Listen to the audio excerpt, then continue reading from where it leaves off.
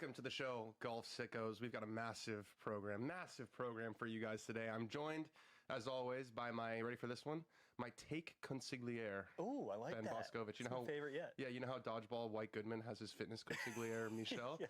You are my take consigliere. I'm going to hit the honesty button. I'm going to hit it early today. You ready? Hit it. Here we go. I'm in a shitty mood. Why? There's a few reasons. I love doing the show, so I'm actually getting in a better mood as we speak. But Liverpool won the Premier League, so they now have 20 titles, which equals my beloved Manchester United. And they're at the top of the league, and we're not doing so hot. My back hurts. I did a disc L5S1 in September. I've been actually very diligent about taking care of it, working out a lot. Woke up this morning, and it's got that pain going down my leg for the first time in about 6 months, so that's not good. And there's a little stain on my shirt. Don't know if you can see it. There you go. That's from me going to the bathroom about 5 minutes ago. But you know what? The golf was good this weekend, so we're gonna get back to it. There was so much of it. There was so much golf that I hit 200 golf balls on Friday at Titleist Performance Institute, which probably wasn't good for my back. But you know, when you're at Titleist Performance Institute and you have all those toys around you and you're having as much fun as I was, and I got a whole new bag. I mean, we changed configurations, we changed absolutely everything. I think I got a little carried away. Happens. Yeah, you're like, I'm at a playground. Yeah, I'll do a wedge fitting. Let's go over there. It was like anything they wanted to do, I wanted to do. And also, my wife was out of town, so I spent an inordinate amount of time on the couch. There's just a lot of things that, and no, people just don't care. So we're going to hop into the golf. Speaking of equipment stuff, Ben Griffin and Andrew Novak, so they won the Zurich Classic, the lone team competition on the PGA Tour. They did it with a Max Fly golf ball. Oh, yeah. So Max Fly is making a big comeback. They signed up a couple guys. Sean Foley is a Max Fly guy now, and so is Ben Griffin. And so at the Zurich Classic on Thursday and Saturday, they play best ball. So the guys are playing their own ball, finishing out the hole. On Friday and Sunday, they play alternate shot, also known as foursomes across the pond. And so they have to use one ball. And we were asking for the worm cam. We had the worm cam hats on. We said, worm cam, please. We're huge worm cam guys on this program. They had a lot of worm cams at the Zurich Classic, and they showed a Max Fly, a golf ball. And it was pretty fitting that Ben Griffin is the one who made the crucial putt on 17. They ended up winning by one. They parred the 18th hole to beat the Højgaards. This putt was the difference. Here we were watching on the watch long. Ben wasn't there, but Zane was. You see our worm cam hats? Could go in. I love the hats. Could go in.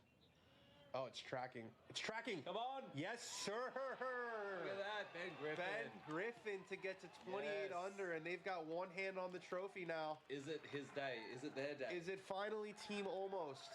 Yep. They've been so close this year, so many times, Andrew Novak and Ben Griffin. Wow, look at that. A timely birdie as Knapp and Sappin have a putt to stay within two.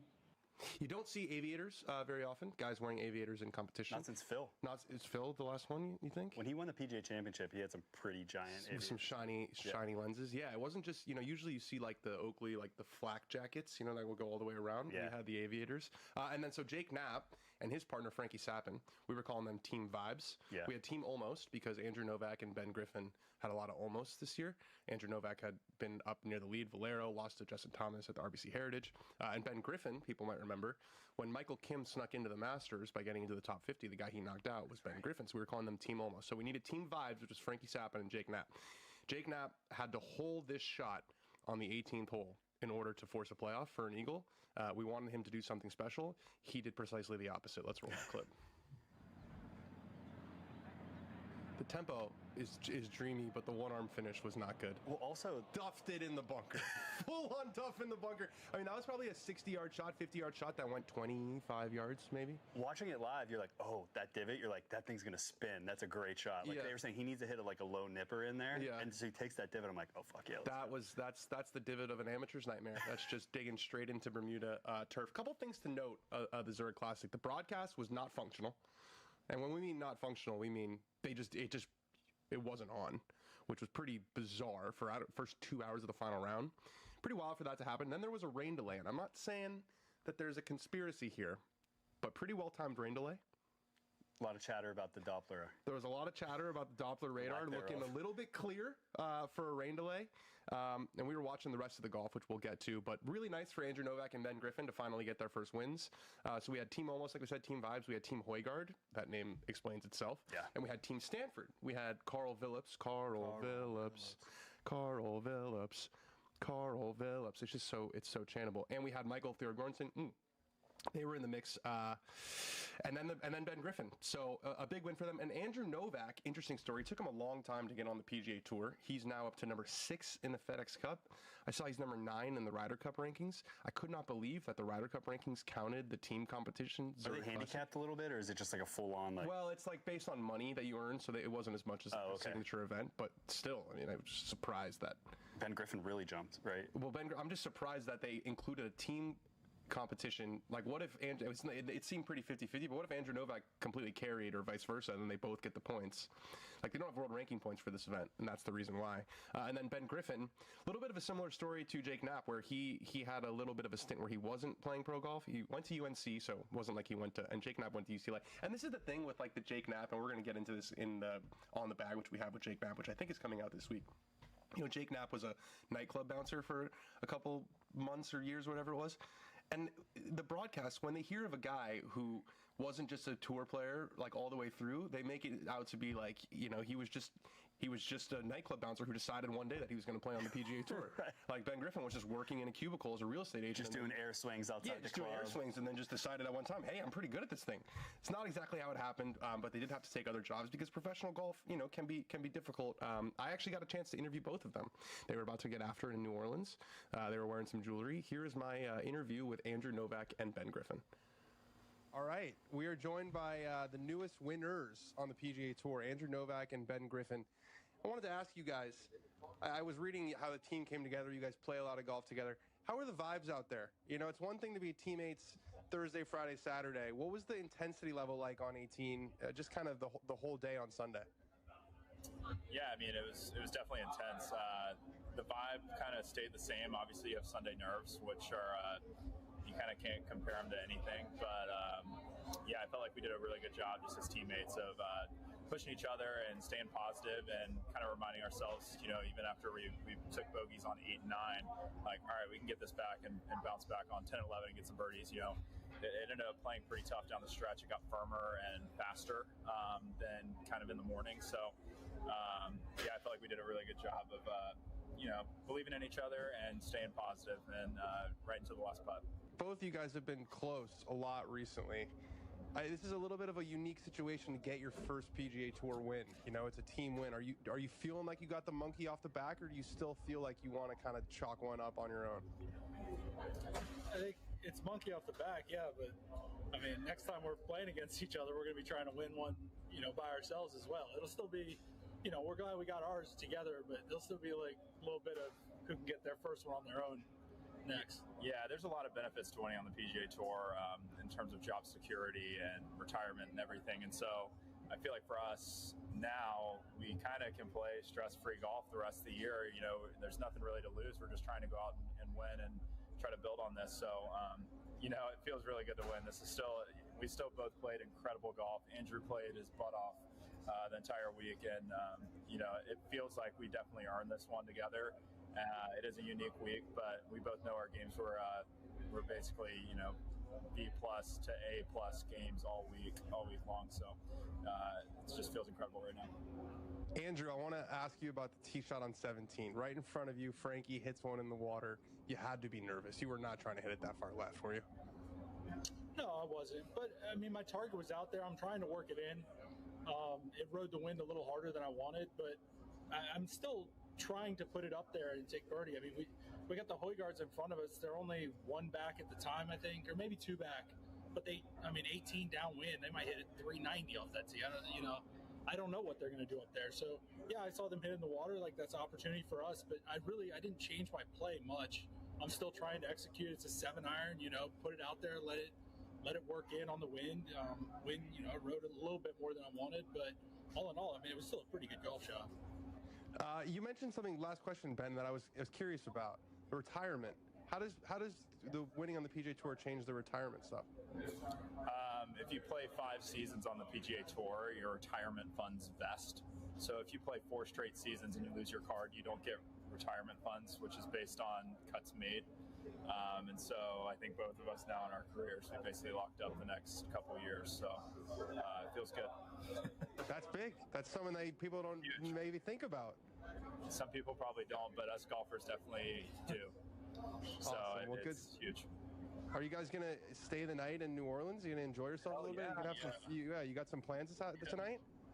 Yeah, I think we're both going downtown. Yeah. All right. Well, if I see We'll let you two know what happens sunburned, after that. I was gonna say if I see two sun-kissed golfers out on Bourbon Street later, I'll know who they are. Yeah, hopefully this isn't the only We'll jewelry be we'll be wearing. this and this. Awesome. Well, good stuff, guys. Congratulations. Go enjoy it. Thank you. Appreciate that. See ya. What do you think? You counting this as the first PGA Tour victory? Yeah, I am. I was thinking about this on the way in this morning. They beat Rory and Shane. Like, everybody has to have a teammate. You have to play as two people. Like, they beat everybody. It's just an interesting one to be your first, right? Because it's like, yes, you're a PGA Tour winner, but have you done it on your own? It's an interesting one for them, right? Because then now you heard it. They're like, now we got to get out there and do it for ourselves to like really prove it. But the retirement thing is also awesome. Yeah, the retirement. You don't think about retirement funds, you know. That's a little check in the box for Ben Griffin as a real estate guy. You know what I mean? That's a business guy move. That's gonna be arguably more of a monkey off your back than finally winning the. Yeah. So I mean, he kind of addressed it. But if you stay on the PGA Tour for 5 years in a row and then you make every cut you make, there's money that goes to your retirement fund that you then get, but you have to play 5 years in a row to get it. And with that win, they're now exempt through the rest of this year and 2 more years. So yeah. Imagine losing your card 4 years, like you're almost to the 5th year and you lose the card. Like it's all like, that's crazy. That's crazy. Play better. better. Shares. All right. We're going to move into a little segment we call the Knock Around, presented by Knock Around Sunglasses. These are the Brooklines. I'm going to need these a lot this week. You know where I'm going this week right after the show, Ben? I'm going to SEC country. Back to SEC country. I've been to Auburn. We're doing this college series, Scratch University. I went to Texas. Now we are going to Georgia and Florida, little Florida-Georgia line. I'm going to be bringing my sunglasses. I'm bringing these Knock Around sunglasses. These are $35. They are incredible quality. I've had sunglasses that are 5 times the price. The quality is absolutely the same. We've got a promo code for you. If you go to knockaround.com, use the promo code DanOnGolf20, you get 20% off your first order, which brings these to under $30. Fantastic sunglasses. Okay, a lot of golf on Sunday. We were watching 3 things at once during the watch along. That included the final round of the Chevron Championship, which is outside Houston now, the Woodlands. That's where Chevron is based. I get it.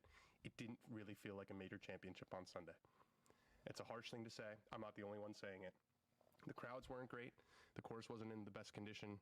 The big names didn't really show up. But the worst part of it all was this fucking grandstand on 18. So you've got a reachable par 5, the last hole.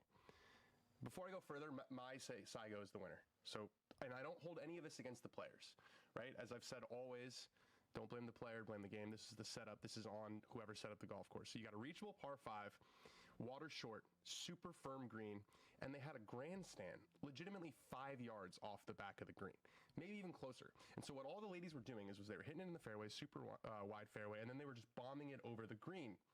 And if it hit the grandstand and bounced back firmly, they were right next to the green. If they didn't, then they got to take relief from their backswing on the grandstand and they got to place it. And then what was happening, or they got to drop it.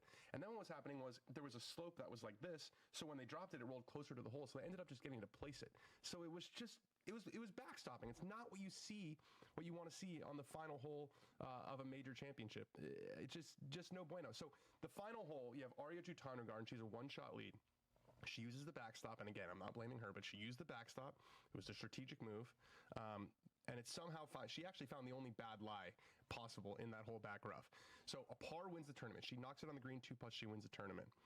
Birdie definitely wins the tournament, and then she hits what can only be described as just a breathtakingly high handicap shot. Let's watch it. So I honestly thought that was a practice stroke because you never saw the ball. Well, she steps back right away too, as if it was like just a. I mean, she actually didn't touch the ball. I think she disturbed the ground behind the ball, which then moved the ball. It only moved like 4 inches. It moved like 6 inches at most. So then she knocks out one on the green 2 putts. She does not make her par. And so she makes bogey. And so there's a 5-way playoff on that same hole. And you're thinking, Eagle wins it, right? It's a par 5. It's reachable. Birdie, absolutely necessary. You got 5 ladies. And you think that even more so after Ronnie Yin hits it to like 12 feet. Amazing shot. Incredible shot. She was asking for it. Little club twirl. Come on, be good. Didn't use the backdrop, which we loved. And then 2 other ladies hit it right by the green in 2, including Jutanugarn. Then Ronnie Yin steps up from 12 feet with a chance to win the tournament with an eagle. And let's roll the clip. It didn't go very well. This was a tough putt downhill right to left, but this was gun town. Is it worse to leave this short? It was impossible to leave it short because it was so far downhill, but that thing was just an absolute missile traveling too off the club face. She's in a little bit of shock, and then her birdie effort, she misses it. So many edges burned on this 18th So many. Then Jutanugarn, she got the most backstop I've ever seen on the playoff hole. She did it again where she hit it long over the green, and then she figured out a way, and it's not her fault, she's taking advantage of the rule. She got to putt it. So she hits it over the green into the backstop, does her little drop shenanigans that are perfectly legal, but it's still shenanigans. She's on the fringe. She putts it. She hits it to like 5 feet for birdie. She misses it. So everyone's missing, and then finally, Mai Saigo took her opportunity. She had this putt for the win. Here it is. There it is. Incredible fashion in a playoff. Mao Saigo is a major champ here at the Chevron. So, again, it's nothing against Saigo. She won. It's nothing against any of the ladies. It just wasn't a great show. Do you think that something like that changes if the players come out and they're admittedly, or they're like, yeah, I'm going to hit it back there no matter what. Of course, like I'm going to take advantage of the rules. I don't know. Yeah, I didn't see many interviews afterwards, but it was clear what they were doing. You know, it wasn't like it wasn't a secret. You know, it was like it was the strategic play was to hit it on that backstop long. And a couple of years ago, we had a similar situation. They called it the Great Wall of Dinah when it was the Dinah Shores. There was a wall right behind the green, and it was the same exact thing. Let's just not, as a general rule, let's just not have a grandstand 3 yards off the green with water short on a par 5 on the 72nd hole of a major. It's tough. It just seems like maybe when they were setting up the golf course, there should have been like a ding. Maybe this is a bad idea. You also want people to be able to have like a great vantage point of that 18th green. Yeah, but okay, so then put it on the side or move it back 10 yards. Go bigger, You go just higher. You just can't have it where every woman on the last hole is doing the same thing. So yeah, Except Yin, that's why she deserved to win. She deserved the win. She deserved the win because she was the one who didn't use it. What a shot that was. What a shot. All right. At Live Mexico, Joaquin Niemann wins for the 3rd time this year on Live, his 5th win in the last 2 years. He locks up a U.S. Open spot because they have that new exemption category where if you're leading the Live points by a certain date, you get straight into the U.S. Open. So another major championship.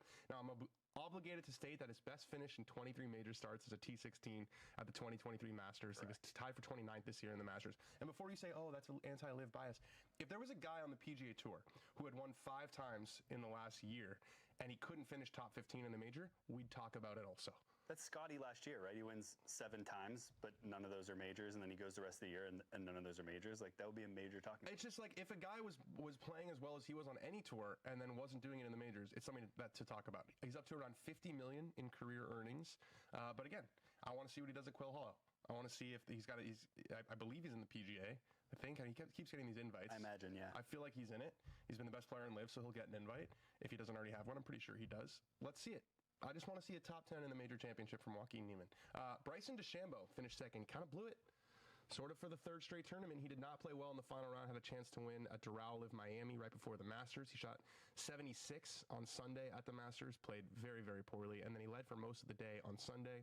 He had a tee shot on the road on the back 9, had to re-tee, made a double, then made another bogey coming in to drop out of contention. And then Jon Rahm, he has played in 18 Live events, and he's finished in the top 10 in 18 of them. 18 of 18. Now, I don't really know what to make of that, but it's certainly a statistic. We'll see later in the show how he ranks up in a different thing. Yeah, we're going to rank the rankings of the post-Tiger era. Over on the Korn Ferry Tour, tournament was won by Johnny Kiefer. I smoked weed with Johnny Kiefer back in the day. You remember that? I smoked weed with Johnny Walker. Or what was it? Not Johnny Walker. Sloan Kettering. Yeah, it's something from, I think it's Step Brothers. Johnny Walker's that you got to study. Johnny Walker's I studied. Yeah, we're doing a lot of memes, a lot of movie references today. 30 under par. 30 under par. So stay in school, kids. 30 under par won the tournament. The cut this week was 9 under. That is a record. So par 71, 67-67, Adrian Dumont de Chassard. Hope you enjoyed your week, buddy. You're 8 under for 2 rounds. You're out of here, pal. Ouch. Blades Brown. I said stay in school, kids. This kid didn't stay in school, and it's been the right decision. 61 on Thursday, lowest score by a player under the age of 18 in Korn Ferry Tour history. Shot 27 under par for the week. He finished in a tie for 2nd. He's now up to, I believe, number 44 in the points, and he actually made an interesting decision. So he had a sponsor invite into the CJ Cup this week on the PGA Tour. He's not taking it because he wants to continue to play on the Korn Ferry Tour. He's all in on trying to get his PGA Tour card by finishing in the top 20 in the points. His finish got him into the event this week. He's close to getting a special temporary membership to allow him to play more and more of these. So he said, you know what? CJ Cup, TPC Craig Ranch, you can keep that. I'm going to stay on the Korn Ferry Tour. Your thoughts? I think that's a kid playing the long game. It's actually scary. Yeah. Have a kid thinking like that can shoot 61. His name is so perfect and his game is so good that, like, I hope he sticks around. That combination of things. Bro, if you're 17 years old and you're shooting 27 under and on the Korn, this is not, in the Korn Ferry Tour is serious business. Very, very impressive from Blades Brown. He took some heat for not going to play in college. A lot of guys, everyone plays in college now. I like his mentality. But yeah, I like his mentality too. Okay, Tour Championship. Sounds like some changes are on the way. So this has been a topic of conversation. It's been a weird kind of format. We've been asking for match play. No match play. The guys just really didn't want to do match play when they play stroke play all year round. That was a kind of a player pushback. Fine. But no more starting strokes, so the leader's not going to start at 10 under anymore. Easiest decision of all of them, right? Decision ever. Sounds like they're doing multiple cuts, but all stroke play. So, if there's 30 players who get there, 16 advance to Friday, 8 to Saturday, maybe 4 to Sunday. And I kind of like it. It gives the tournament its own identity. There's no other golf tournament that does this sort of like progressive knockout stroke play. Yeah. And it's kind of a battle of attrition for the last event of the year. I like it. I like it too. I like the Sunday format too that it yields, right? Like you have 4 or 5 guys that are the only ones that are actually in contention. And then you have some other guys playing for like 6th and 7th place, but there's still consequences for them. That there's a reason to cut to their shots. Yeah, I think it's a good compromise. They weren't going to go match play because the players just really didn't want to, which is fine. But this is sort of a version of match play where guys get knocked out after every day. So I got no problem with it. Xander Schauffele has an app. Yeah. And scores of Xander Schauffele fans around the world have been waiting for this with bated breath. Certainly. For it to drop. And he promoted it like the absolute showman that he is. Here's Xander Schauffele. Hey everyone, Xander Schauffele here. I've got something exciting to announce. We've just launched an app that brings you even closer to everything happening in my world. With this app, you'll get exclusive access to official merchandise from sponsors, limited edition memorabilia, and additional content that you won't find anywhere else. It's all in one place. Gear, signed items, and special moments I'm excited to share with you. This is my way of staying connected with the incredible fans who've been with me every step of the way. The app is available now in the App Store and Google Play, so go ahead and download it today. Hi Ben, Dan Rappaport here. This is my way of asking you what your opinion is on Xander Schauffele launching an app. Thanks for answering. Can't wait to see you soon. Hi Dan, this is Ben, your co-host. I just wanted to say that I'm very excited that now I can buy Descente clothes on the Xander Schauffele app whenever I want because I didn't know where to get what he was wearing on course before.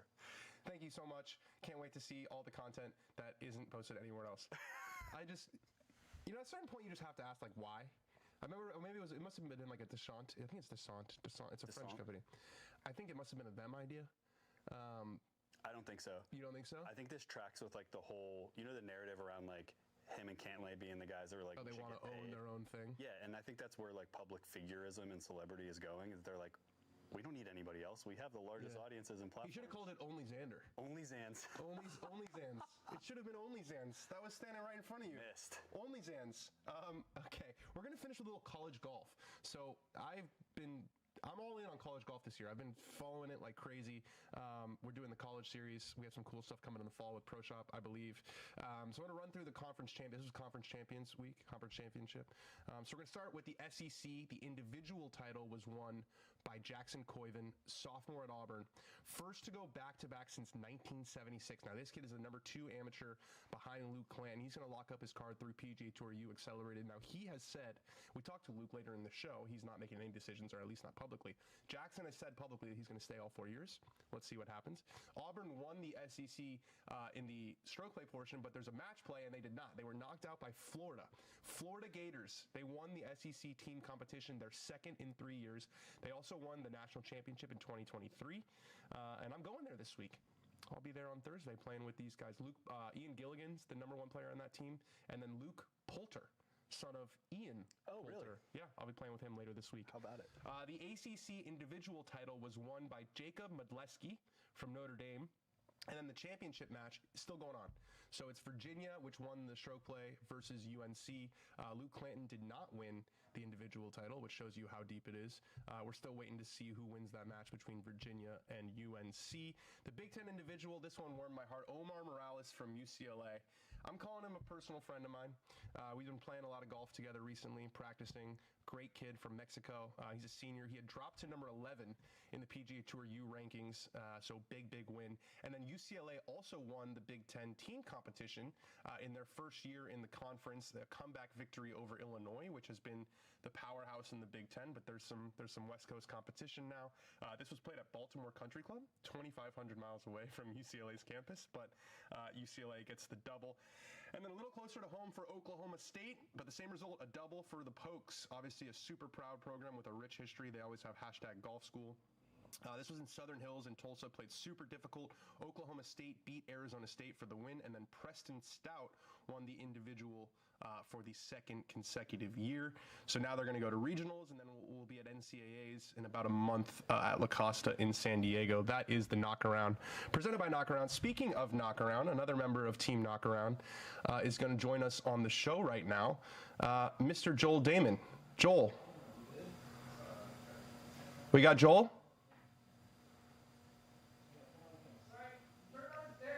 All right, there he is. We're here. Sorry for the delay. Joel, talk to me, buddy. How are you?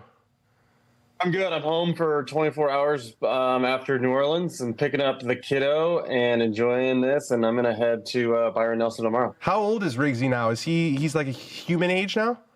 It's kind of wild. He's a little over 2. He's talking. He's running around like a madman right now. He was just playing golf in the backyard. So when I'm done with you, I'm going to go back to dad duties. So it's been a week since Corrales. Are we using the C word? Do we use the C word in this household? The choke word? Yeah, that's the C word I was talking about. To get your mind out of the gutter. Yeah. No. I think there's. Man, I don't feel like I didn't win. I mean, yeah, you can use choke if you want. I'm not going to use choke. I feel like I did so many things so amazingly well for a long time, and obviously didn't finish it off. But I have choked before. That one doesn't quite feel like a choke to me. How did you process it? Like, what does the next 24 hours look like after that? I got out of there pretty quick, and I FaceTimed my wife and kiddo, and that was kind of the only thing that made me feel slightly better. But that was a tough evening, I would say. Had Gino and Hubbard and a few other buddies around, and then when I woke up Monday, I was hurting pretty good. I was sad. It sucked, and it still sucks, honestly. But I think the best thing I did was get back on the horse last week. Didn't play great with Harry Higgs, but had a blast getting back into it. And I'm ready to move on and try to put myself in that position again. Ben's got a question for you. Hey, Joel, speaking of moving on, I saw afterward last week you had tweeted or posted something about thanks for the outpouring of support that's coming in after this goes down. At a certain point, do the returns on that support start to go away and it actually becomes a little annoying and stops you from moving on from a moment like that? Because everybody's a lot of people when you're very popular. We're still talking about it a week later. Yeah.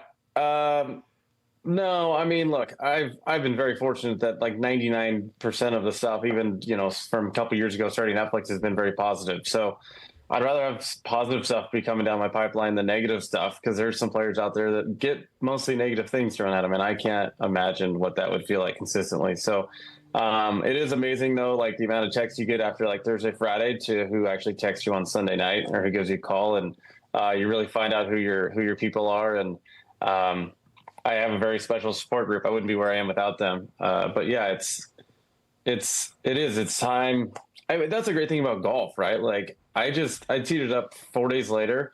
It didn't go well. I'm going to tee it up again this week, and I'm going to tee it up again next week, and I'm going to keep teeing it up, and I'm going to keep, trying to put myself in that position again and hope for a different outcome. I waited till Monday, just for the record. I was going to ask. I waited till Monday. I felt like Sunday night's a little bit raw. What do you think about that timing, Joel?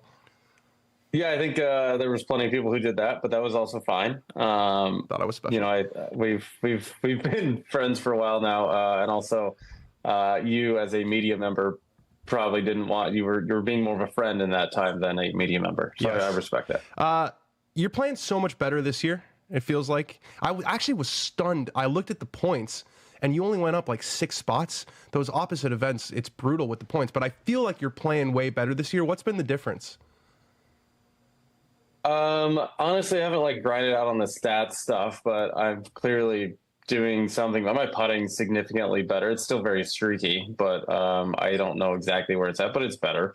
My mental game's just better. I'm just more patient. I'm just kind of letting it come to me a little bit. You know, I'm either kind of a boom or bust guy, and you know, I think I've had a couple decent finishes that weren't, you know, on top of the leaderboard or necessarily weren't at the bottom. So I'm enjoying it more. I really am. I'm enjoying playing golf again. I feel like this is the second lease on my career after last year. Easily could have kind of fell into the abyss and hung on late in the year. And I'm just enjoying it. I'm practicing smarter, maybe a little bit harder, but honestly, I'm just enjoying it more, and I have a better attitude when I show up to the golf course, and that's matters a lot. You look very trim. How much different is your off-course life than it was maybe portrayed in season 1? It was a couple years ago now, 3-4 years ago now, of Netflix. Yeah, I mean, it's a lot. I mean, one, obviously with a kid, you're just more active, you're more mobile, your time is of the essence, where we always laugh of what did I possibly do before having a kid? Because I wasted a lot of time, which I think most people do, but I'm just more active. I'm a little more healthy. I hired kind of a personal doctor who worked with high-end athletes last year. Some nutrition stuff on that end, went to TPI in the fall and, you know, made sure my body was okay in that sense. I've just kind of, I mean, I guess a lot of the kids that come out do this nowadays. That's just what they do. But, you know, for a journeyman like myself who never, I mean, I wouldn't say, you know, that wasn't something I was necessarily checking off the list. So just continually trying to check things off the list, make sure that I'm healthy, I'm in good shape, but that also translates, you know, to better golf. But honestly, it just makes me a happier human, which makes me a better husband and a better dad. We've talked about, you and I personally have talked about like lifestyle and off the golf. I'm trying to be a little bit healthier too, but I'm struggling to find balance. Are you still like letting yourself have fun in certain scenarios? Oh yeah. It is just, there's a time and place for everything. Right. So, just last week in New Orleans, my wife got to come in without the kids. So it was the first time she's really been away for more than 48 hours. And with a miscut there and some of our best friends in town, we had a great time in New Orleans. At the same time, like great dinners on Friday, hang out Saturday, have a good time. When you wake up Sunday, it is, you could keep going, or you could like start recharging the batteries for next week and, you know, taking care of yourself by eating a little healthier and make sure you're hydrated and all those things, which leads myself into a better week this week, heading towards Dallas. So time and place for everything. I wouldn't say that I'm still perfect at it, but it's certainly not the way it was a few years ago. Are we going for kid number 2, or are we one and done? Yeah, I guess this might be the time and place for it, Dan. We are pregnant. Let's go. We just broke some news. I swear I didn't know that. I swear, because actually I feel like the last thing you told me was that you were done. We are. We were supposed to be done. Our first child, we struggled. Yeah, well, I missed a lot. We had to go through IVF for the first one. Struggled having another one through IVF, and this one is a little miracle baby. I mean, we knew what we were doing. It wasn't like this random accident, like a high school deal, but we just didn't think it was possible. And it's quite the surprise. We were starting to give away a lot of our baby stuff. We bought a dog in December. Like when you buy a dog, you bought a dog. I feel like that's the wrong verb. You adopted a dog. You welcomed a dog into your family. No, you bought a dog. My wife bought a dog. You have to pay money for it. I mean, yeah, but like you don't hear people be like, I bought a dog. It's like it's like a fucking, you know, cleaning supplies at Walmart. Okay, we added a dog to our family. There you go. How's that? Much better. We added a dog to our family in December, which means you're also done having kids because you can't have a baby and a puppy. It's a nightmare. And here we are going through it all. So we're super excited. The baby's due in November. We don't know what it is. But yeah, to the world out there, Dahmen, baby number 2 is coming. Amazing. We're going to end it at that. What a moment. Congratulations. That's on the Mount Rushmore moments of Dan on Golf. Thank you so much, Joel. We appreciate you as always. You got it, guys. Take care. Wow. That's awesome. We're breaking news out here. I'm like, I couldn't be smiling. I think he had told me that they were done. So that might look like it was set up. It was not set up at all. Genuine. It was genuine. All right, we are going to we're going to break some more news on this show. I'm in a bit of a news breaking mood. Creator Classic team reveal. So we know the format. We've got 4 team captains. This is going to be the Wednesday before the Truist Championship at Philly Cricket, Wissahickon course. You got to look at it. Oh yeah, sick, right? Very, very. Beautiful. I'm pointing a lot. I got to stop pointing. It's rude. You can point. No, I'm watching Married at First Sight Australia, and they just had to do like an intervention with Morena because she points too much when she talks. You could point to me when we're talking about Philly Cricket because that place is gorgeous. Did you have a good time? Yeah. Bradford and I went out and tried the holes that the creators are going to try. There's some challenges out there. Yeah, no, it's a I believe it's Tillinghast. Old school. Going to be an awesome aesthetic. So we got 4 team captains. We have Josh Richards, who's just massive, kind of one of the OG TikTok creators. He's got the BFFs podcast with Brianna Chicken Fry and formerly my boss, Dave Portnoy. We've got Marcus Brownlee, who's a massive tech influencer. He's a unit on YouTube. We got Nade Shot, 8-time Call of Duty world champion, founder of 100 Thieves. They're kind of a media brand, esports group. And then Tyler Toney of Dude Perfect. They're one of the biggest behemoths on YouTube. So they're all team captains. They're playing alternate shot. Straight gross alternate shot, no starting strokes, no funny business here. Just one person hits it, then another person hits it, then another person hits it. They did a draft. It was a snake draft, and we are going to reveal the teams right now. So we're going to start. Josh Richards had the first pick, and he went with Brad Dalkey of Good. Solid pick. He's the only player in this tournament who has played in the Masters. So finished runner-up in the U.S. Amateur, played professional golf, played at the University of Oklahoma, won a national championship at the University of Oklahoma. Definitely the most decorated of this group. Marcus went next, and he went with Sean Walsh, also of Good. So 2 Goods right off the bat. Also a former touring professional, current touring professional. It's kind of unclear, the lines. Yeah. But the Good guys are off the board early. Nade Shot went with Josh Kelly, hole-in-one trick shots. Incredible hands, obviously, to hit those many trick shots. I'm interested to see, Mac Boucher, because he was playing his own ball, he really went for the trick shots when he played in the Creator Classic. He turned the driver around. When it's alternate shot, it's a little bit more of a conversation.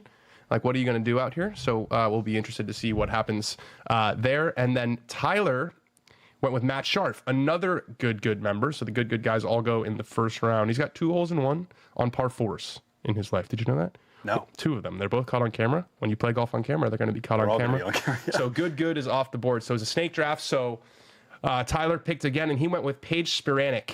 She played the first one, played at East Lake last year. She broadcast the second one with me, and now she's back playing, another former touring pro. So a high level of golf here. We've got Nade Shot went with Claire Hogel. Is it Hogel? Hogel, I think. I think it's Hogel. Also played golf in college. Just a beautiful golf swing, like a perfect golf swing. So those 2 teams are complete. We've got Team Brownlee went with Sabrina Andolfo, former college player. She played at Barry University. And then finally, a little bit of bulletin board material for a guy who's done a lot with Scratch. Eric Anders Lang, founder of Random Golf Club, host of Adventures in Golf.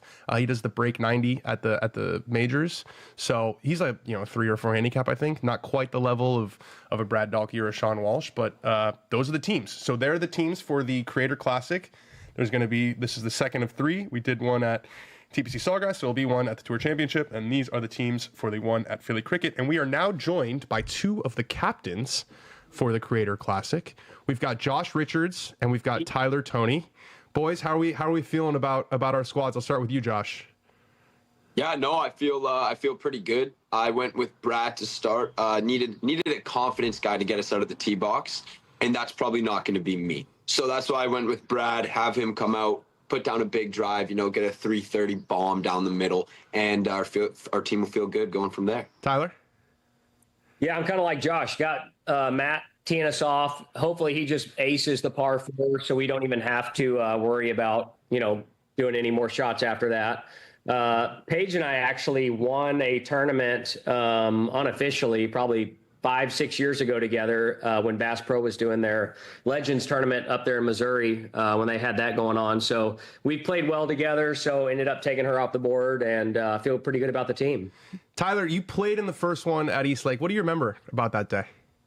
I remember that I hadn't played a lot of golf and I played terrible, and I don't know why they asked me to come back. But here we are. Not even a golf creator, have a horrible looking swing. I hate watching videos of it. But like most people, the game keeps bringing me back for some reason, and I love it, and I can't get enough of it. And I'm just as excited as ever to get out there.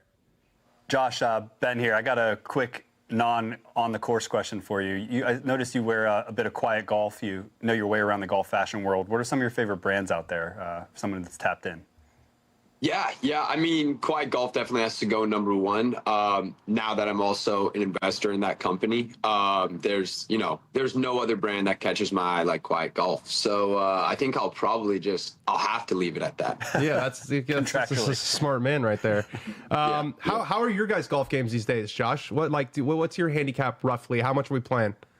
Yeah. I mean, right now, I think I probably went back a couple strokes of where I was maybe about 5 months ago. I'm probably sitting at a 16, I would like to say. Okay. And Tyler, I think you were like a 4 when we were at Eastlake. Are we still roughly around there?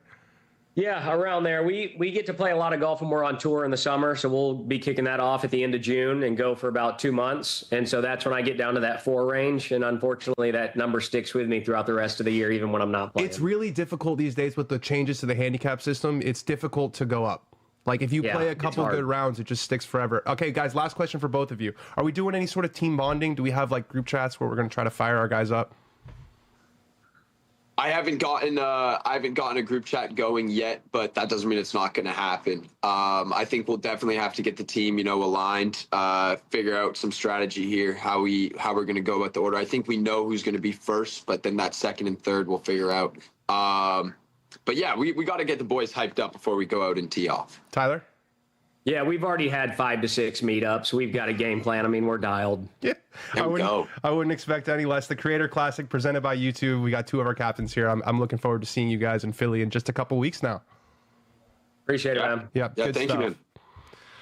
All right, we talked about a lot of college golfers. We did not talk about Luke Clanton in the context of winning because that shows the depth of college golf. But Luke, if you don't know his story, he's been the best amateur we've seen in a long time. Definitely at least in a decade. Number 1 amateur in the world, has been for close to a year now. It was at the U.S. Open where his run kind of started.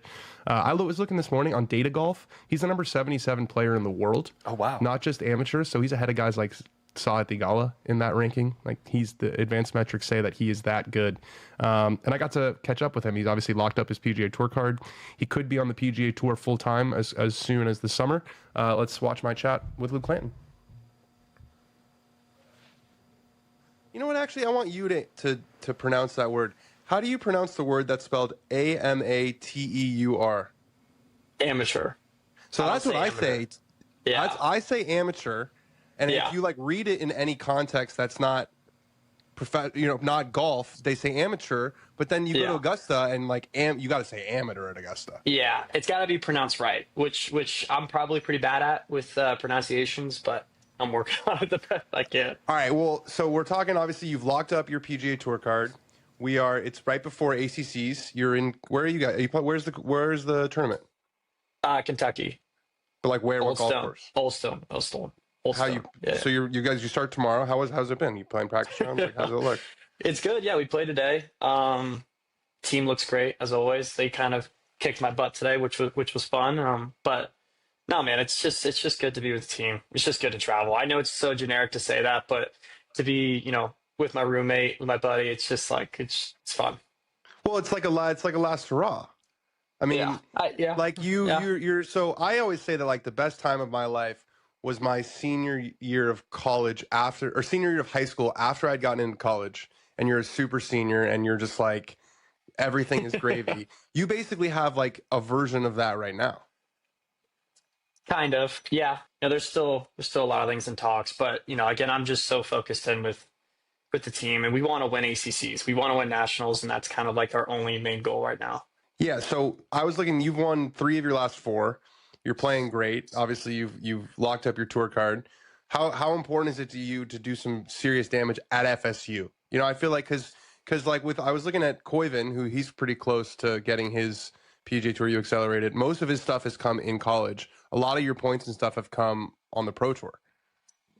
Yeah, I mean, it's again, I just this spring alone has been a lot of fun. To win 3 times in college golf in a season is pretty good. So to kind of get that 3 out of the last 4 was sweet. But there is one record I'm chasing. It's John Pack's record at FSU, which I think is 8 individual college winners or college titles, which is pretty unreal to do in a college career. And I feel like it'd be pretty cool to either tie it or maybe possibly beat it if I win 2 more times. But again, it's just, I also lock up PGA Tour card. It's hard not to focus about playing the PGA Tour and seeing these guys win. It's a lot. It's really cool, but again, it's just trying to lock in as much as I can in college golf. You play with a caddy when you're on tour, and then you play without a caddy when you're at FSU. What's then the physical part? Do you find yourself looking over to him and trying to discuss yardages? Yeah, we were joking around with it today on the golf course because Old Stone's so freaking hard to walk, and I was out of breath on a couple of the holes, and the guys are making fun of me. But yeah, I mean, it's we have a great coaching staff at FSU, so they walk with us for most of the holes, and they're a massive help to everything we do. I mean, the first college event I came back after playing all the pro events, I remember I was out there and I was walking off yardages instead of just pulling an inch finer and measuring it. That was new to me, and it was just funny because my coach came out to me and he goes, "What are you doing?" And I was like, "Oh, I'm just trying to get the front number." And he's like, "Oh, you could just do it off the pin sheet." I was like, forgot about that. So yeah. Do you feel like there's extra eyes on you since you've been doing all this stuff? It's got to be a little bit, right? I mean, again, it's cool to have that. I've always in college golf always looked up to guys. Playing with Michael Thorbjornsen, Krista Lamprett, Carl Phillips, all those guys were 2 years older than me, and now I guess me being a junior and a little bit on the older stage in college golf, which is pretty crazy to say now. Maybe a little bit more, but again, I have such a great team with me that they just, we are still college kids together. We still make fun of each other all the time and laugh up. And, there's no difference between me and a freshman on our team, which is so freaking cool. And I think it's just kind of the culture we have here. I was public about this. I have a feeling you're not going to give me a strong opinion, but I was surprised that you didn't get invited to the Masters. Was it tough? Was it tough watching on the sideline?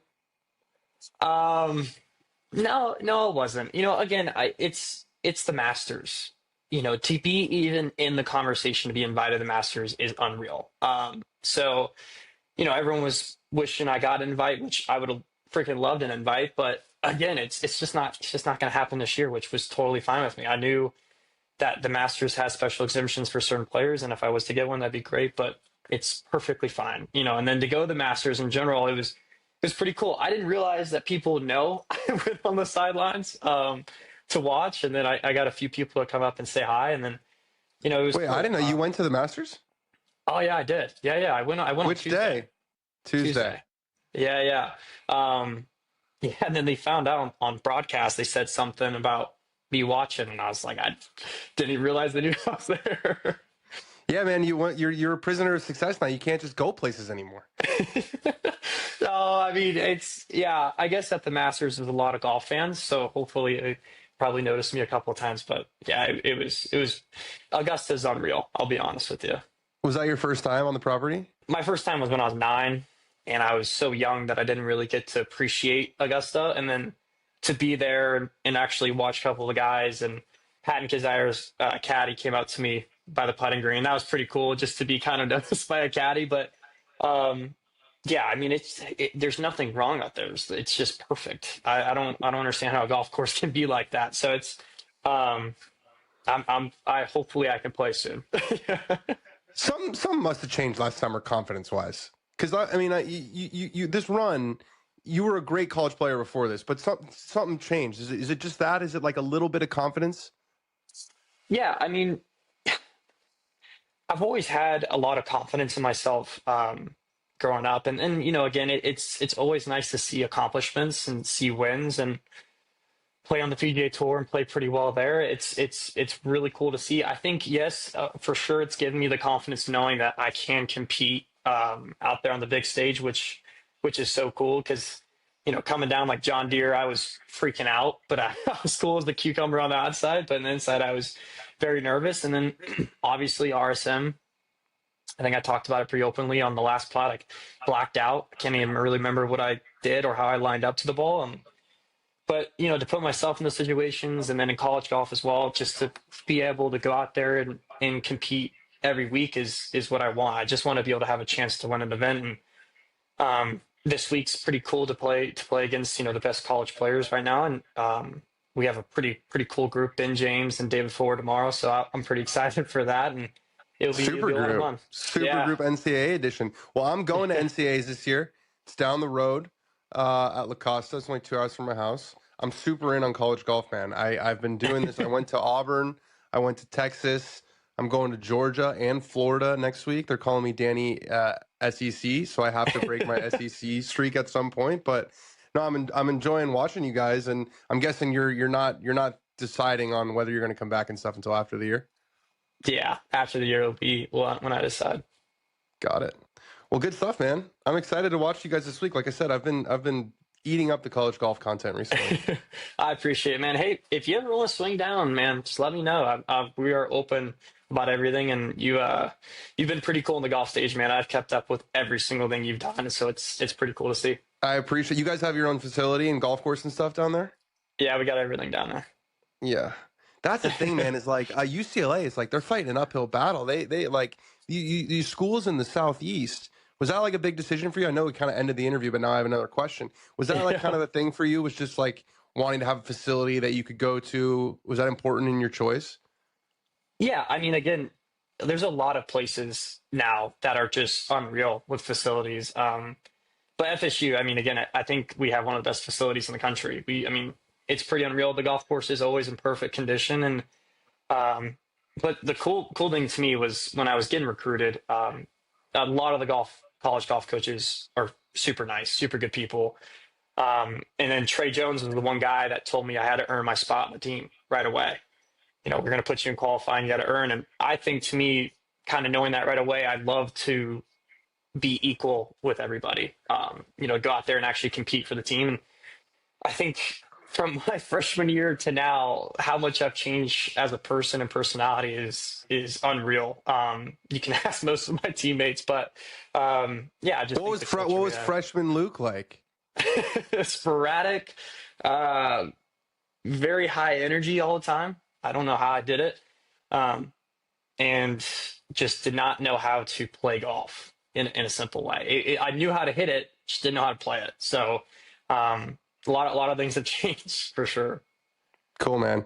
Well, I know you got a big tournament tomorrow. I'll be watching. Good luck, and maybe I'll definitely see you at La Costa, and maybe I'll see you in Tallahassee at some point. Will do. Thanks, brother. Stud. What a great kid. I'm just excited for when he's like number 1 in the world or whatever, and we can go back to these clips. That's one of the reasons why I'm so excited about doing all the college stuff is like. Now I'm old now, I'm in my 30s. And so it's like, I'm going to see these kids progress from. You're investing. I'm investing. Emotionally. It's an early investment. I can't wait till we have Luke and Blades Brown out there just like battling it out. And we're like 2 guys playing the long game. Luke v. Blades. He's the same way. Speaking of investing, may I suggest that you guys invest in Sugarloaf Social Club? Hey. How about that for a segue? Sugarloaf Social Club is on fire lately. Their newest collection came out last week, and it's got everything you need to gear up for golf season. T-zips, hoodies, hats, and solid polos, limited pieces, thoughtfully designed and made for those who just kind of get it. Head over to sugarloafsocialclub.com and grab yours before it's gone. I've seen a sneak peek of some future drops too, and they're always dropping fire sneak peeks on their Instagram, so make sure you subscribe to their email list, follow their Instagram, and join their broadcast channel to never miss out. They're more than an apparel brand. They've got head covers, towels, tees, and anything else you could ever think of. Make sure to check out their grips, too. I've got those on my irons, and they're a bit of a showstopper. Sugarloaf Social Club almost never discounts their stuff. Honestly, they really don't. And yes, some stuff is probably sold out. They're very popular, but they're letting us give 10% off your first order made this week. Just use the code DANONGOLF at checkout. Exclusions apply. Check them out. SugarloafSocialClub.com. I'm wearing a Sugarloaf Social Club hoodie right now. All right. Time for Give Me a Winner. Time for Rick Gaiman, the only guy who's been on every single Dan on Golf. That includes you, right? You weren't on a No, not this. You've missed a few. Mm-hmm. Rick, How we doing, my friend?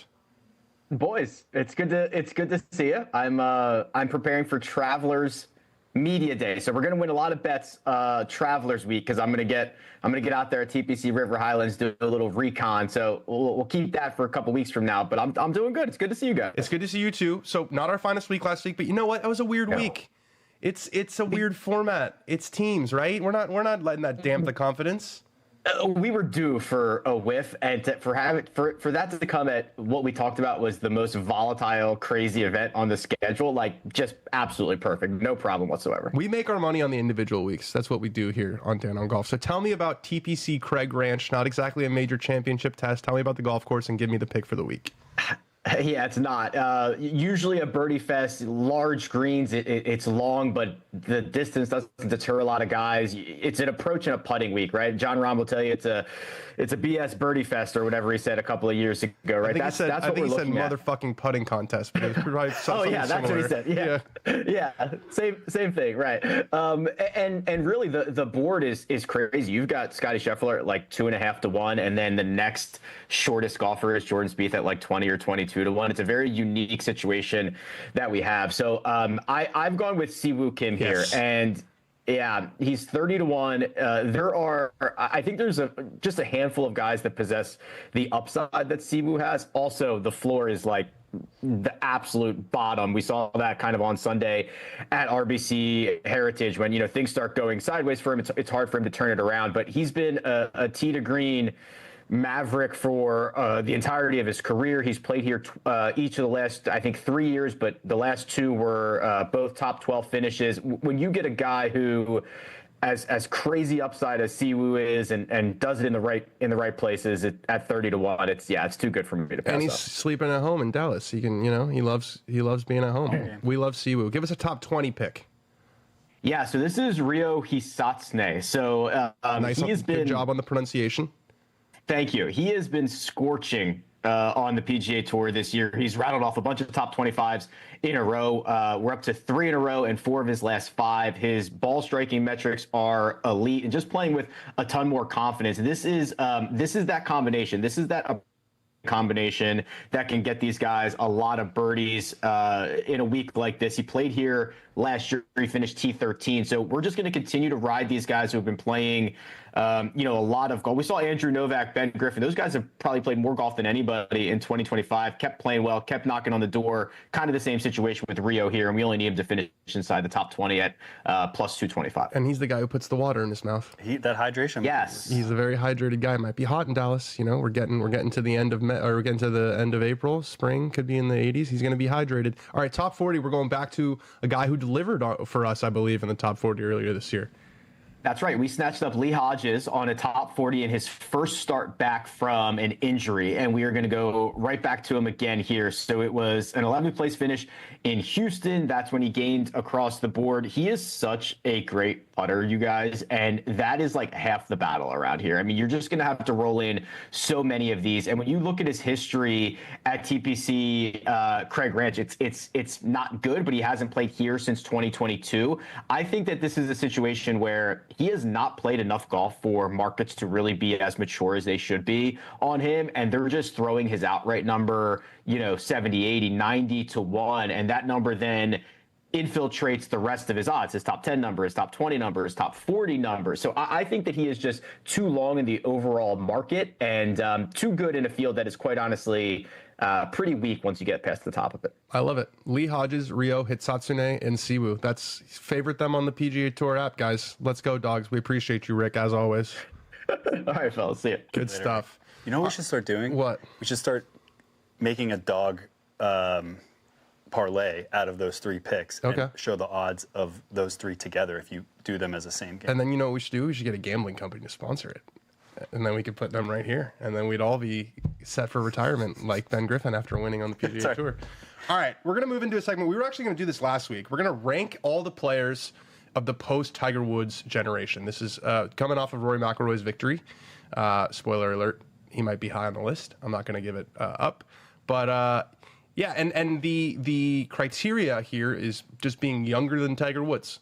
It's really not all that complicated. So, guys like Ernie Els, Vijay Singh, Phil Mickelson, Padraig Harrington, ineligible. You got to be younger than Tiger in order to be on this list. I did my absolute best not to forget anyone, but if I forgot anyone glaring, I'm sure people will let me know. All right, let's hop in. I feel like there are 13 guys who are sort of worthy of recognition here. We're going to start at number 13 with Colin Morikawa. So he's only 28 years old, but he's got 6 wins. He's got 2 major championships. Again, still just 28. 9 major top 10s in 21 starts. He actually won a race to Dubai, which is something that not a lot of Americans do. Won 2 majors in his first 8 tries. He's over 13 since, but still a top 5 player in the world right now. Mega consistent. He comes in on number 13 on our list. Never got to number 1 in the world, which is a big negative on this list. Most of these guys did. He had a great chance. I remember it was the Hero a couple years ago where if he won, he would have gotten to number 1. He blew it on Sunday and has never gotten to number 1 since, but still a lot of time. Number 12, Adam Scott. Now, when I Google Adam Scott, it still shows me the actor, which is crazy to me. It's Severance season, yeah. Well, that's why. It's because of Severance. Yeah. But even before Severance, sometimes I feel like the robots are about to take over our life, and then sometimes I Google Adam Scott, and I'm the biggest golf pervert in the world, and it shows me the freaking actor. And I think we got at least 10 or 15 more years until the robots take over. 32 wins around the world, 14 on the PGA Tour, a proper legend of the game. 1 major championship, the Masters. He did get to number 1 in the world. It was very hard to rank him in the next 2 on this list. I view them very much in the same category. Number 11, we're going with Jason Day. Let's not forget how good this guy's peak was. He won 8 times across 2015 and 2016, including his major championship. Also got to number 1 in the world. Still just 37 years old. I feel like I think of him as older than that because he's been around for a really long time. Remember 2011 Masters, he kind of broke through. That was a long time ago now, but still just 37. Got a top 10 at the Masters this year. So Jason Day's number 11. Number 10, we're going with Justin Rose. 11 PGA Tour wins, 25 pro wins around the world. And Adam Scott and Jason Day, again, all feel like they'd sort of deserve more majors. I feel like those guys really should be on 2 majors with what they've accomplished. He's got the gold medal, which is a big one. Winner of the U.S. Open. He's been second in the Masters 3 times, lost in a playoff in the Masters twice, lost to Sergio Garcia and lost to Rory McIlroy. Amazing Ryder Cup career. Also got to number 1 in the world. Would have been higher on this list, probably 2 spots higher. Had he won the Masters. Mm-hmm. That just goes to show that, one shot changes a whole lot in this game. Number 9, we're going Xander Schauffele. Maybe a little bit of a prisoner of the moment here, but 2 majors in 1 year. That's not something that anyone on this list, besides a couple guys, have done. He has not been number 1 in the world. That's because of Scotty. But plenty of time to get there. Still off to a bit of a slow start. This year, I felt like it hasn't really gotten going for Xander, but he won 2 majors last year. He's got, I believe, 11 straight top 18 finishes in majors, so just remarkably consistent. Number 8, Bryson DeChambeau. 9 wins on the PGA Tour. He's got 2 majors and 2 U.S. Opens. He's now been in the mix, like firmly in the mix, in 4 of the last 5 major championships. He's got 2 wins on Live Golf. Culturally, just a massive player. I don't know if I should let that impact my list, but I feel like I can't ignore his sort of impact on the game, his stature in the game. Never got to world number 1 and likely won't because of the Live situation, at least not in the near future. Number 7, another one on Live Golf. We've got Jon Rahm. 11 wins on the PGA Tour, 2 majors, and they're the best 2 majors. He's won the U.S. Open and the Masters. That's my opinion, obviously. 2 wins on Live. He was the player of the year last year. 22 professional wins, and he does it around the world. He's won his National Open. He's won big tournaments in Europe. He's won big tournaments over here. Also got to number 1 in the world, which is big for this list. At number 6, we're going with Justin Thomas. 16 wins, 2 majors, both PGA championships, former world number 1. I waffled whether to put him or Spieth higher. JT has more wins and has been a little bit more consistent throughout his career, but Spieth has more majors, and Spieth had the better peak of 2015, which brings us to our next pick. Number 5, we have Jordan Spieth. 2015. One of the best major championship years we've ever seen. This guy's 3/4 of the way to the career Grand Slam. I feel like because Rory's so consistent and it not being the Masters, we talked so much about Rory trying to complete the career Grand Slam. Spieth can do it at Quill Hollow in like 2 weeks. 2 weeks. In 2 weeks. An amazing run in the beginning of his career, has not been the same since, which definitely dampens in a little bit. But coming in strongly at number 5, we have Jordan Spieth. At number 4, we have Scotty Scheffler. A little bit of this is the eye test. I've been covering golf. My times kind of coincided perfectly with Scotty, and he's just been really, really dominant. Long time world number 1. Over 100 weeks now. 2 years as the best player on the planet. 2 majors, both Masters, 13 wins, and it's just the dominance here. It's a little bit of the eye test, but Scotty comes in for me at number 4. At number 3, we have Dustin Johnson. People not thinking of him as much because it's been a slower last couple of years. He's 40 years old, kind of feels like he's on the backside, but 31 wins around the world. That's a lot of wins. 24 on the PGA Tour. He's a lifetime member, even if he's suspended. 3 on LIV. Also has won 2 majors, but they're also the best 2 majors. He's got the same haul as Rahm. He's a Masters champion. He's a U.S. Open champion, world number 1 for a long time. All-time great. Another guy who feels like he probably should have won more majors. There's one guy who just popped into my head who maybe deserves a shout on this list. It's Zach Johnson, because he's won 2 majors and he won it.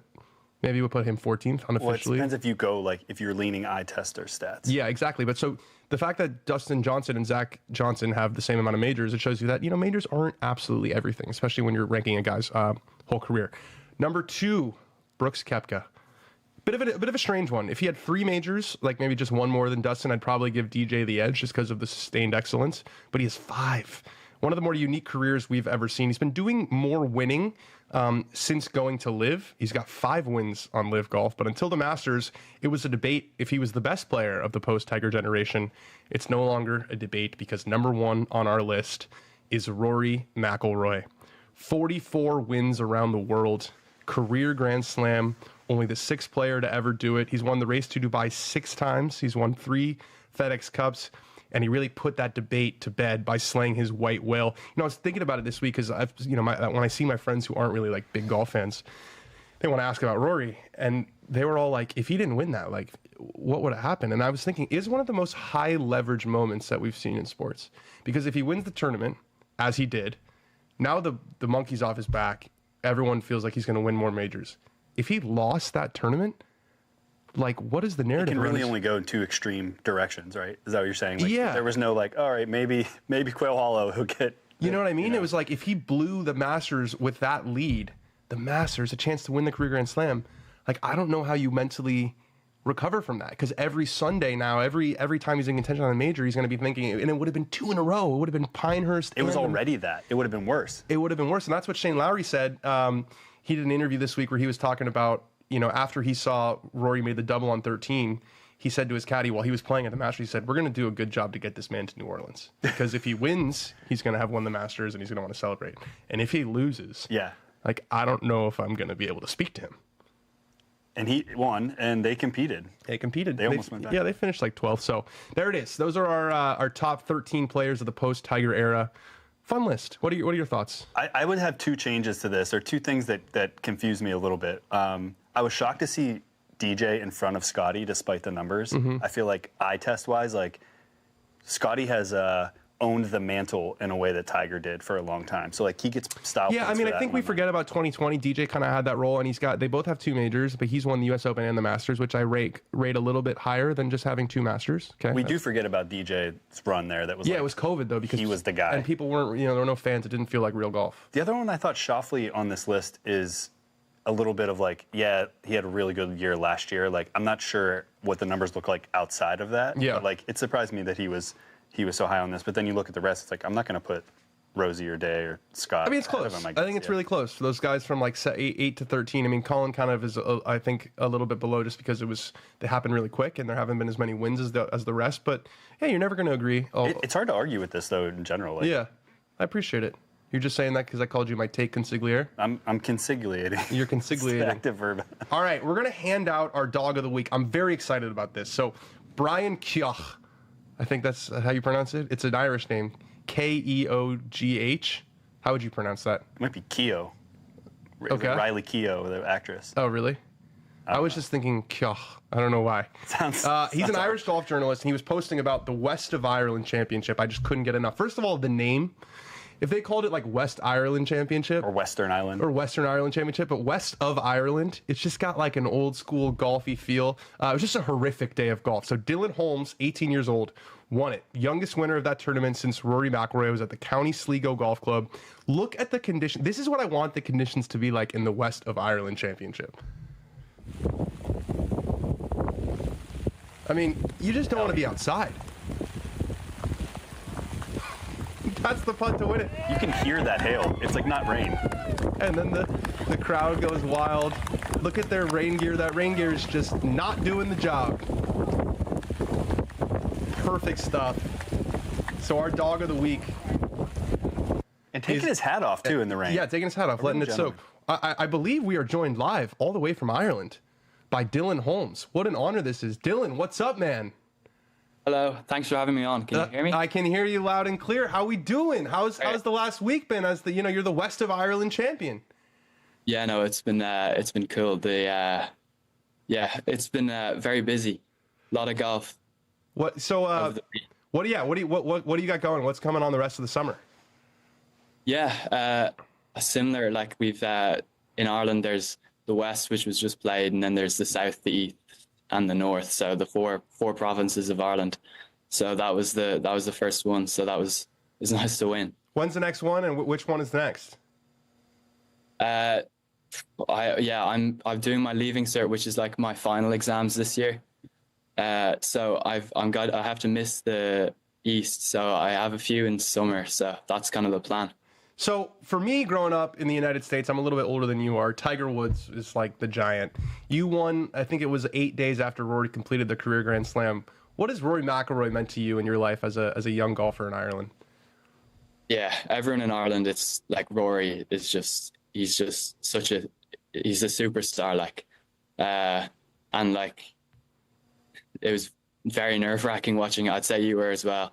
Watching him in the Masters was very, very nerve-wracking. So no, it was nice because Rory's the youngest winner of the West, and I'm second youngest to him. So it's anytime you get to be compared to such an incredible golfer is very cool. How bad was the weather out there? I only saw, I gather that it sort of got worse throughout the day, but are you used to playing in that weather in Ireland, or was that even pretty bad?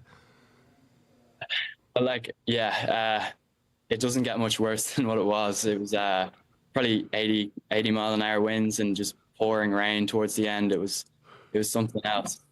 How did you stay focused in that kind of, I guess it's match play, so you're not really thinking about your score, you're just get through this hole by hole? Yeah.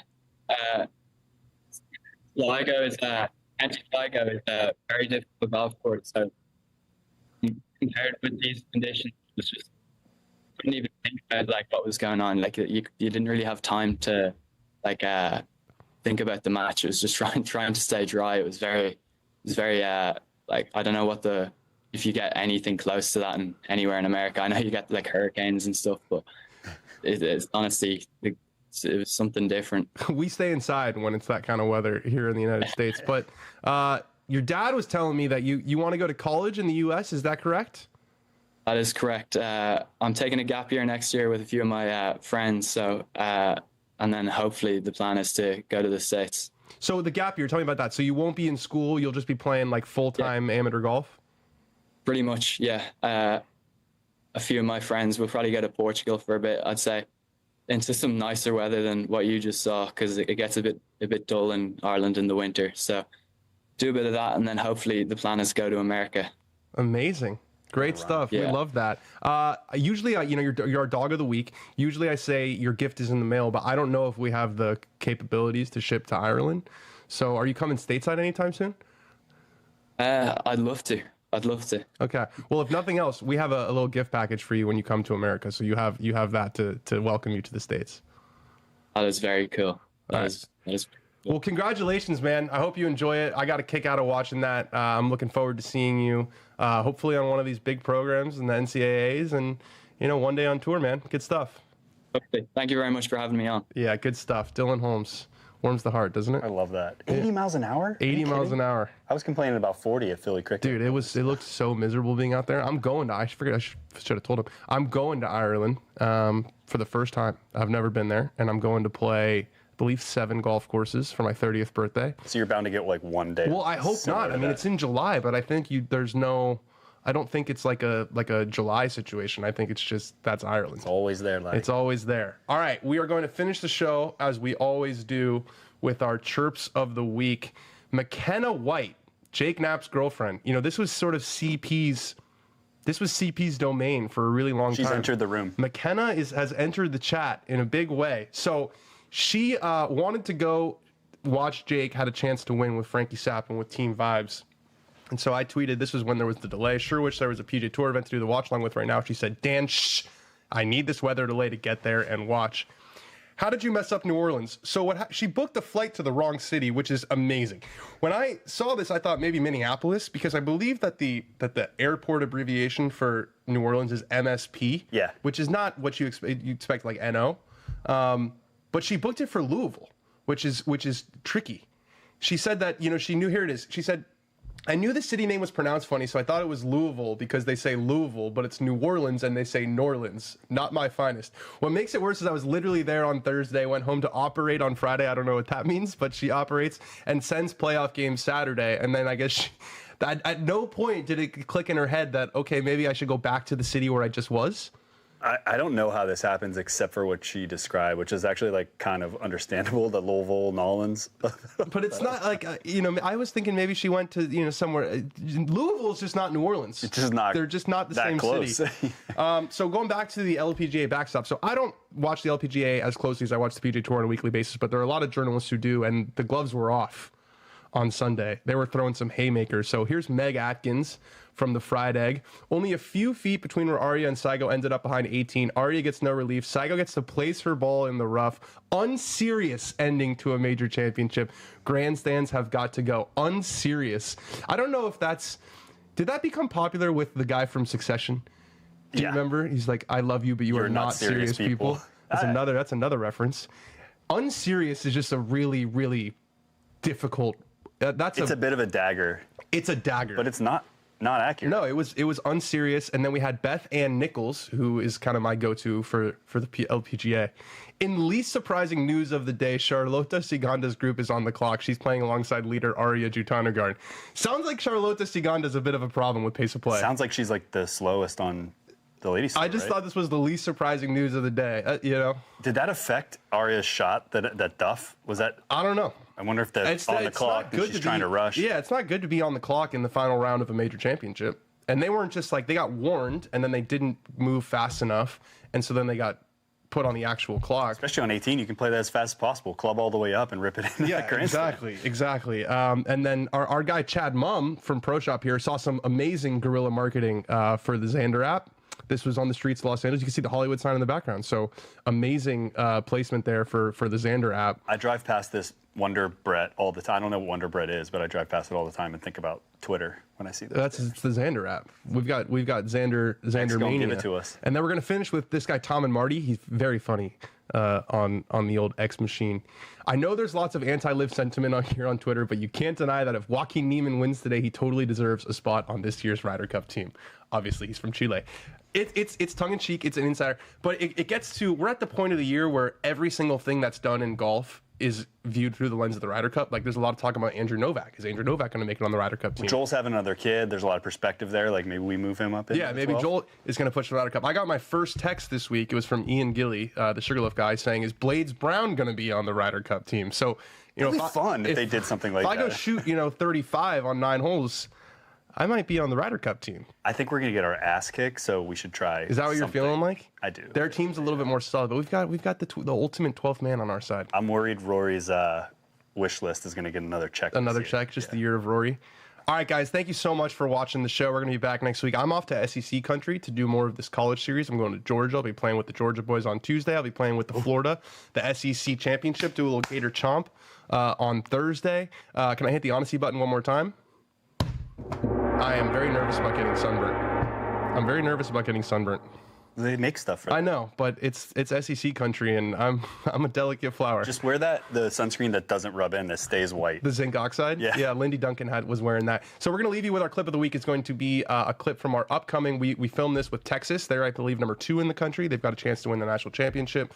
Enjoy this clip. Scratch University episode 2 with Texas will come out, I believe, this week. And we will see all of you golf sickos next week right here on Dan on Golf.